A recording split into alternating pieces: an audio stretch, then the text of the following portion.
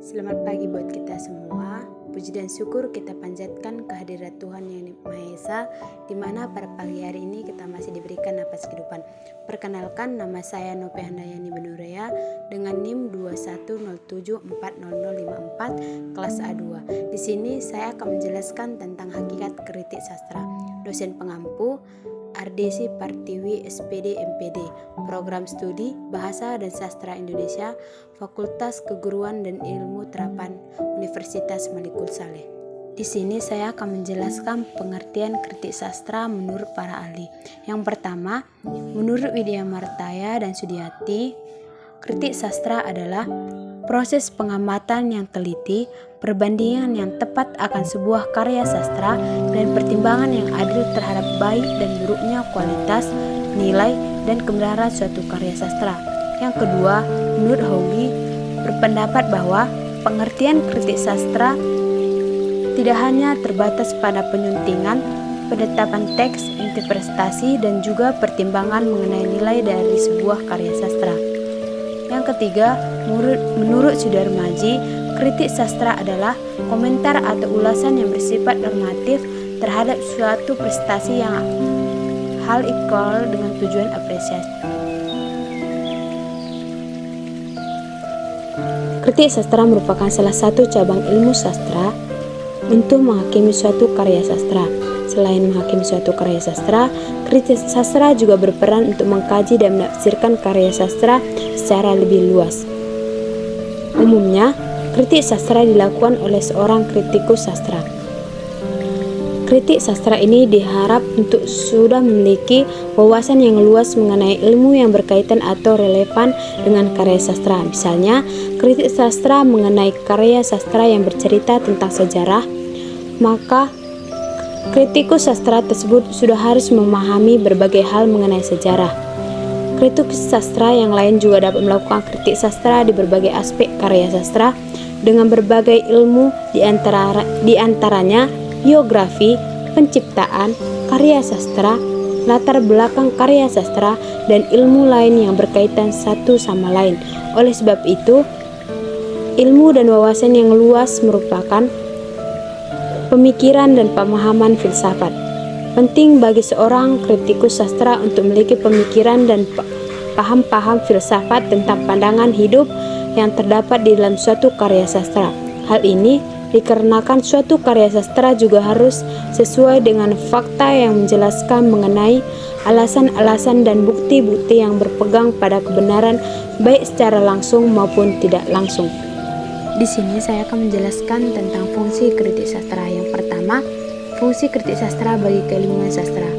Dasar hukum sebelum menilai sebuah karya sastra yaitu menggunakan kritik sastra yang tidak hanya menilai namun juga mampu menganalisis dalam pendefinisian, penggolongan, pengkiasan, penguraian, dan penilaiannya. Kritik sastra yang baik mampu mengeksplor unsur-unsur karya sastra berlandasan teori, apakah bernilai atau tidak, mempunyai kualitas seni atau tidak, serta melihat juga seluruh aspek penilaian dalam kesatuan yang erat.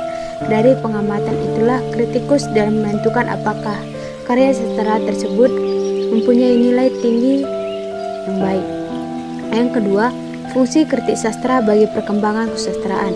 Seorang kritikus juga wajib menjelaskan tentang penggunaan bunyi, gaya bahasa, psikologi atau jiwa, pandangan hidup, dan filsafat karya sastra tersebut. Selain itu, juga melakukan perbandingan dengan karya sastra yang bernilai tinggi. Berapa cara ini secara signifikasi dapat mendorong para sastrawan pemula sekalipun lebih mudah meningkatkan mutu karya secara inovatif. Yang ketiga, fungsi kritik sastra bagi masyarakat. Pada umumnya, para ahli teori sastra, kritik sastra, dan penikmat sastra atau pembaca dapat mengetahui nilai dari sebuah karya sastra lewat kritik sastra, sebab kritik sastra mampu memberikan penjelasan dan jawaban yang timbul dari diri sendiri, pembaca dan pengamat sastra. Khususnya untuk masyarakat umum yang tidak mengetahui lebih dalam tentang teori sastra, kritik sastra tentunya lebih berperan sebagai penghubung antara pembaca dan karya sastra. Karya sastra ini juga tidak langsung dapat membawa pembaca menjadi seorang kritikus sastra. Meskipun kritiknya tidak mendalam ataupun tidak berupa tulisan ilmiah, namun pembaca dapat menyimpulkan apakah karya sastra ini bernilai tinggi atau tidak bernilai. Yang keempat, fungsi kritik sastra bagi pembaca. Yang pertama, membantu memahami suatu karya sastra. Yang kedua, menunjukkan keindahan atau estetika yang terdapat di dalam suatu karya sastra. Yang ketiga, menunjukkan parameter atau ukuran dalam nilai suatu karya sastra. Yang keempat, menunjukkan nilai-nilai, misalnya pesan moral yang dapat dipetik dalam sebuah karya sastra. Yang kelima, fungsi kritik sastra bagi pengarang, yaitu yang pertama, mengetahui kekurangan dan juga kelemahan karya sastra, mengetahui kelebihan karya sastra, mengetahui masalah-masalah yang mungkin akan dijadikan tema di dalam tulisannya. Di sini saya akan menjelaskan tentang peran kritik sastra. Yang pertama, untuk mengkaji dan menafsirkan karya sastra secara lebih luas. Yang kedua, menumbuhkan kecintaan pembaca terhadap suatu karya sastra. Yang ketiga, meningkatkan kemampuan dalam mengapresiasi suatu karya sastra. Yang keempat, membuka mata hati serta pikiran pembaca akan nilai-nilai yang terdapat di dalam suatu karya sastra. Sekian presentasi saya. Jika ada kata-kata yang salah, saya minta maaf. Semoga penjelasan saya tentang kritik sastra, pengertian kritik sastra, fungsi kritik sastra, dan peran sastra dapat menambah wawasan kepada yang penonton video saya. Sekian dan terima kasih.